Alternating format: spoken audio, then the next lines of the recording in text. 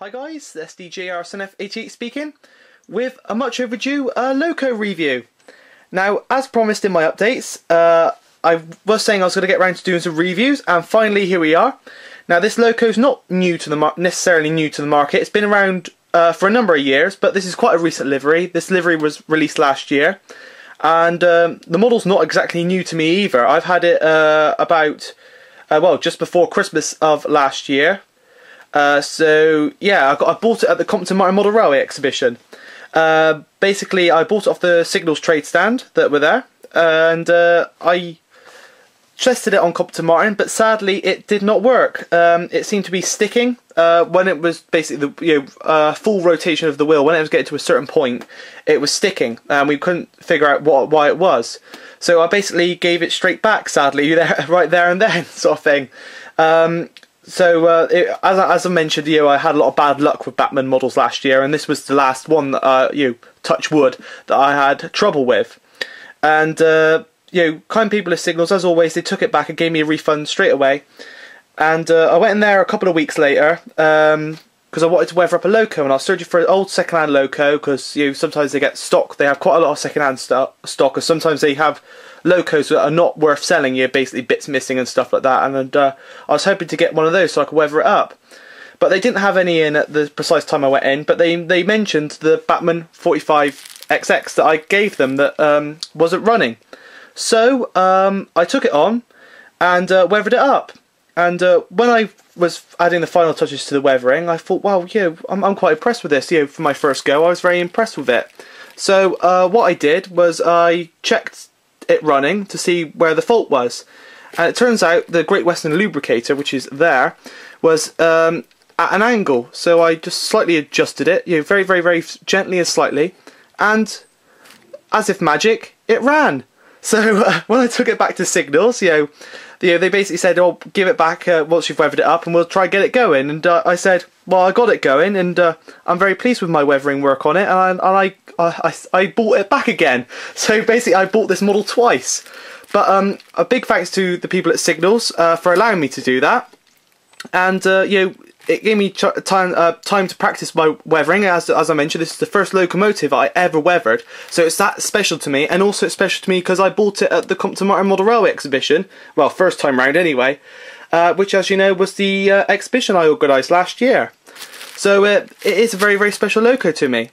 Now, these models are absolutely brilliant by Bachmann, and the livery, which I haven't mentioned yet, is BR Black Early Crest, but of course with my weathering on it.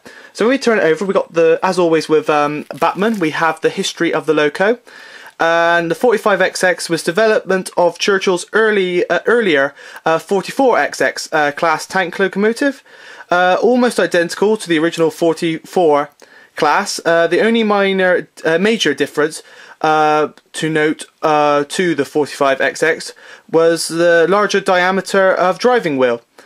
So yeah, that's an interesting feature. I never knew that about the real locomotives. I knew there was a 44 class, which has never been modelled before. It's quite an older looking sort of prairie class, but nevertheless a very interesting loco. But yeah, these were used for branch line duties basically, and were occasionally seen on the main line. They were mostly on branch lines, moving passengers and freight and stuff. They were mixed traffic locos. They were quite widely used. They're all over the western region, and basically they're just beautiful, well-worked locomotives. In all, 5 batches of the class were built at Swindon until construction ceased in 1924. Quite, I didn't realise they were that early. They stopped making them that early, because I thought they were, they were made up, up until just before the war. But clearly they stopped a bit before then. Withdrawals occurred as early as 1950 due to the age of the earliest built 45xx's. Cool, I didn't realise they were that old. Well, they're such a beautiful loco, but there's more on there, obviously, as you can see. I read the main bit up there and a bit down there, but anyway, we got the standard Bachmann box. Sorry about it, I'm very rusty at doing this. Pardon the pun, consider it's a weathered loco. At doing these reviews, as it's been such a long time. But oh, one thing I forgot to mention, the price. I got it for £67. As you know, there's been a lot of price increases in the Bachmann range recently. In some cases up to 20% more, so it's a bit more expensive now, sadly. But as you can see, if it pops out, here we go. We've got the standard ice cube packaging, which I absolutely love. There are a few little added details. Well, in fact, there's only one added detail, which is a vacuum pipe of some sort, which is there. But as you can see, just about beautiful model. We'll have a closer look at the weathering later on when I put her in a bit when I put her on the track. But she has featured in many videos, including a running on Compton key, and also she is featured in the West Somerset Model Railways, Mr. Abbeymead's layout at his gala last year, his winter gala last year. So she's got around a bit since I've got her, but I haven't had the chance to review her until now. As always, got the instruction, maintenance, warranty. I won't go through all that, but you know what it's like. And but yeah, there's the instructions in there. You got all the spare parts and stuff list. But anyway, so let's get her on the track. Right, here she is on the track, and what can I say? She's an absolute stunning model. Now, the finish was originally satin black. As all Bachmann BR Black locos come in this sort of satin finish. It's quite shiny, not exactly gloss, but shiny nevertheless. And as you can see, my weathering has really dulled down this livery to the sort of the colour, well, the tone the livery would have been after how these engines would have looked like in service. They originally came out the works in quite a glossy black livery, but that didn't last long with all the soot and all the dirt of the while they were in service. And as you can see, the weathering I've done on this one is quite well worked, and I'm really pleased how it came out, considering this is my first go at weathering a loco. So I wasn't sure what to expect, but I'm really pleased with how it came out. And it really does highlight certain details of the model, especially the rivets, which you can see on the side tanks here. The weathering really does make little details like this stand out. I mean, if you look where the tank joins onto the boiler, there's a whole little strip of rivets down there, which I probably wouldn't have spotted if the model was still in its quite shiny livery. So I think it really does enhance the model. So now back to the actual detail of the model, how it came out the factory before I weathered it. But looking at the front of the loco here, we got the smokebox door with the smokebox dart.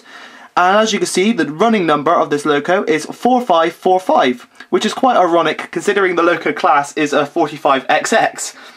Below that we got the smokebox dart itself, and then below that we got the shed plate number. I cannot read it from here. I'm trying to lean over the camera and read it, but I still can't. And I don't want to zoom in because the camera probably won't focus on it. But nevertheless, there is a shed plate number on there, and it's allocated to some shed on the western region somewhere. Then we come on to the front of the running plate, and as you can see, this is quite an interesting feature, which is on Great Western locos. But you got like these supports here, from the front of the smoke box to the actual buffer beam front. I'm not sure what they're actually called or whether I got that right, but comment if you know what they are below. But I presume there's some sort of support for the running plate, although the running plate is quite solid itself. But as you know, quite a lot of other locos have sort of solid attachments, which are not like bars like these. But it's a really interesting feature for the Great Western, and that's why so many people love the Great Western, I suppose, because they do have some very interesting features on their locos. Then we come on to the little details on the front. If the camera stays focused, I noticed it's got coming out of focus quite a bit, but this is a brand new camcorder, so I'm giving it a whirl. This is its first proper go at doing a review and all that. But there is no rivet. Oh, there is rivet detail. Yes, there is rivet detail on there. I was trying to lean over the top of the camera, but the camera's clearly picked it up right underneath those supports I just mentioned. And then you've got the lamp irons, and you've got a little handrail there for the front step, which comes pre-attached. As with some models, the front step never doesn't seem to come attached due to maybe sharp radiuses and stuff. But on this model, it comes attached, and I can say it easily negotiates second radius curves and points without colliding with the front bogie. Then we move on to the buffer beam, and again there's a lot more rivet detail on there. There's also the vacuum pipe, as well as that. As you can see, I've done a bit of back onto my weathering. You can see I've done the put the grease stain in the centre of the buffer. I did that with a bit of black paint.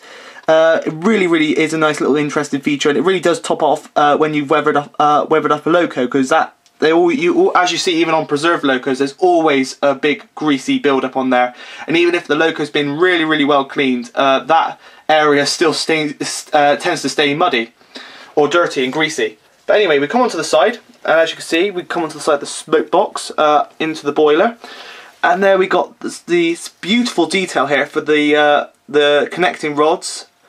And there we got the lubricator, which produces the famous ticking noise of the Great Western locos, which unmistakable sound of Great Western engine. That's the part I had trouble with when I originally got the loco, as it was jamming. But as per usual, when I tend to get a new model. But when I weathered it up, I sorted it out, and it just by simply moving it slightly, and the engine runs like a complete dream. But as you can see, I went quite over the top with the weathering here. Well, not over the top. It looks it looks perfect. Compared to the photo I was basing it on.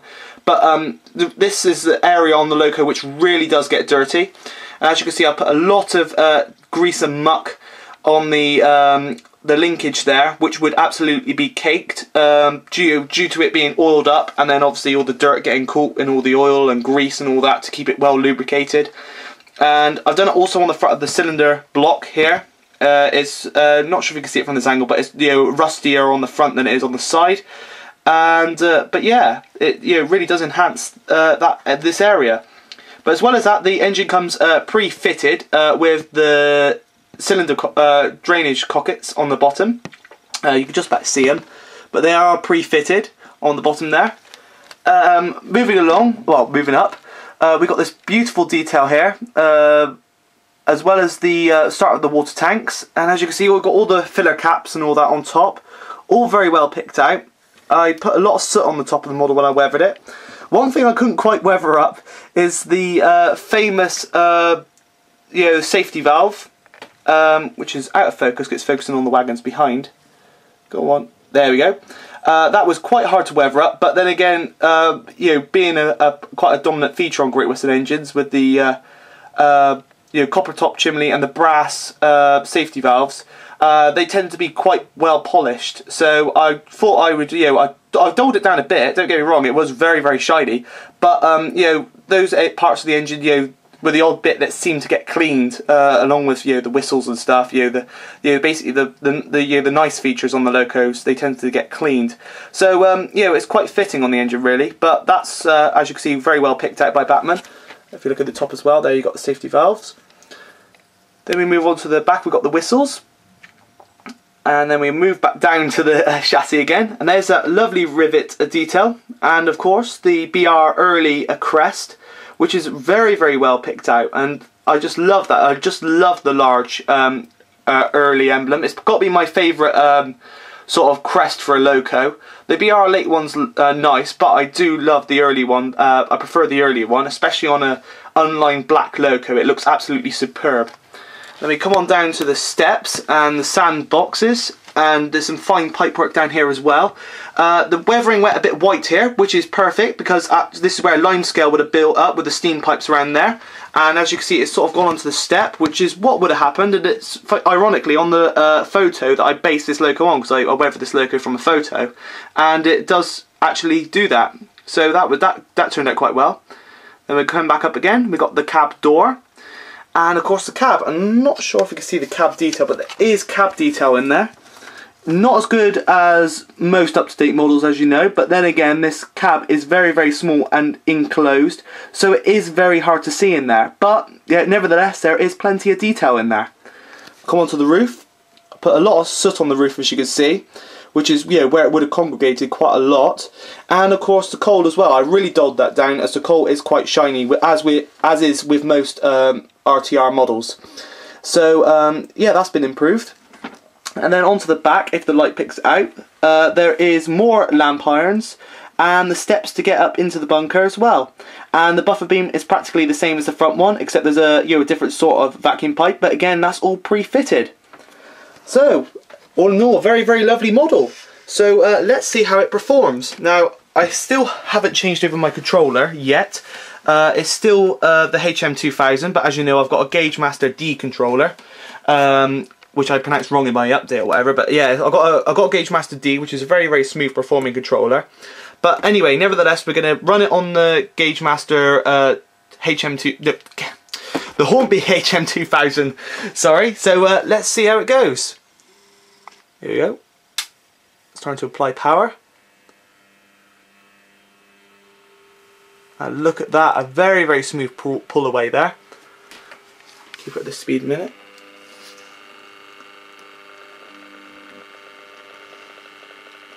See, that linkage is absolutely beautiful. I do love the Great Western linkage. Zoom out a bit there. But smooth running like this, as you can see, it's really, really slow, smooth running. You can get a really, really slow pull away as well. I pulled away slightly fast there, but you can get a really, really beautiful pull away with her. And that is perfect for running on Compton Martin whenever I get out next. But as you have seen in previous videos, I have ran her on Compton Key, and it is perfect for that very, very short little run. Let's pick up a bit of speed now. As you know, she has been running quite a lot. Obviously, I ran her in for quite a long time when I weathered her up to make sure that none of the powders have got in any of the linkage or any of the gears or any of the wheels and pickups and stuff. Gave her a good clean as well, with on the wheels and everything. Used whites, used thinners to get the powders off the wheels. But as you can see, very, very smooth indeed. There is a slight sound to the motor, but that doesn't really matter. But she's very, very quiet, especially compared to some of the older models. Personally, I prefer running qualities over the sound of the motor. So if the motor is making a noise, but the loco is absolutely smooth, I honestly do not mind.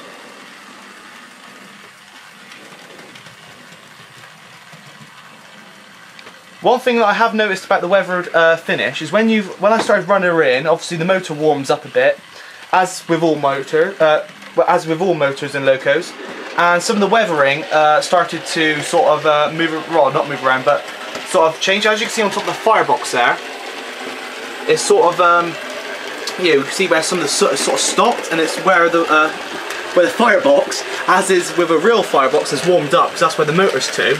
Has actually sort of moved the weathering on a bit, which doesn't matter, but it gives it varies the tone on there.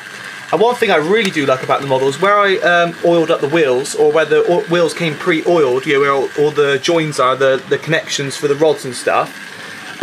When I started running it in, obviously the oil started moving around, and as is with a real loco, the oil has moved the weathering. As when in real life they oiled up the bearings on the locos, the oil would of course, and grease would of course move around, lubricating the parts, and of course taking some of the dirt with it, leaving like oil streaks down the wheels. And as you can see, they are actually captured on this model.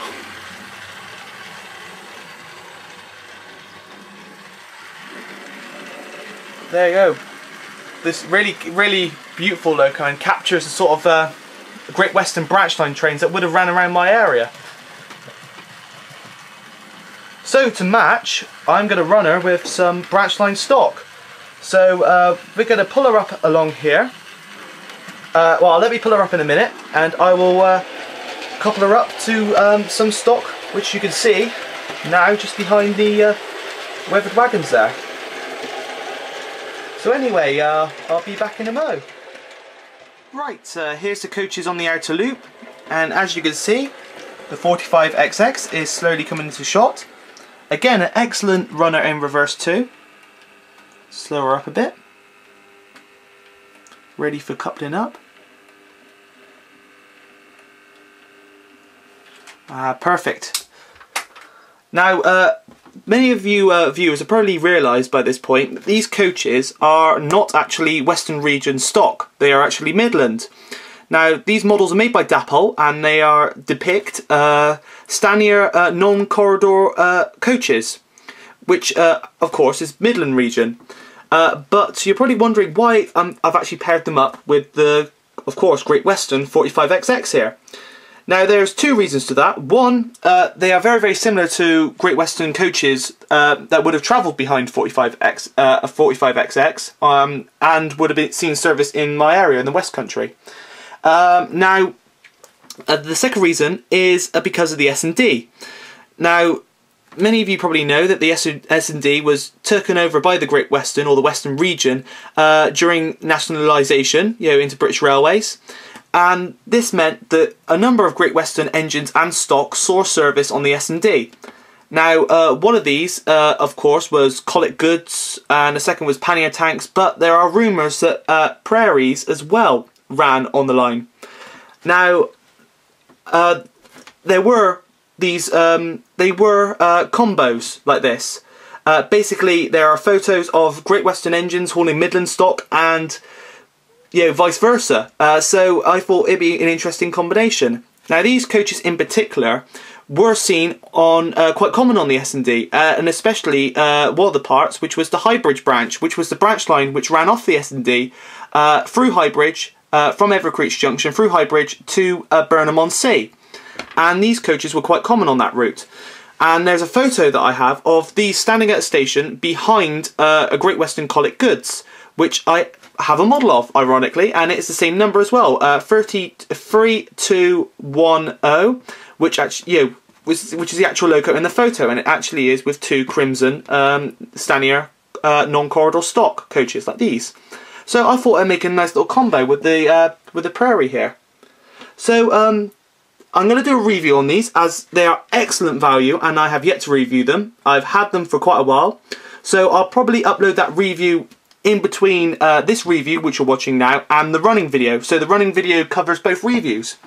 But I think that's all for now. Sorry if I blabbered on. It has been a long time since I've done a review, and I always lose my trail of thought. And ironically, this bit you're watching now took me about 20 takes to do, as I was interrupted a number of times. But I hope you all enjoyed it. And of course, look out for the Midland coach review, and of course the running video. So that's all for now. So this has been SDJR88 speaking, and thanks for watching.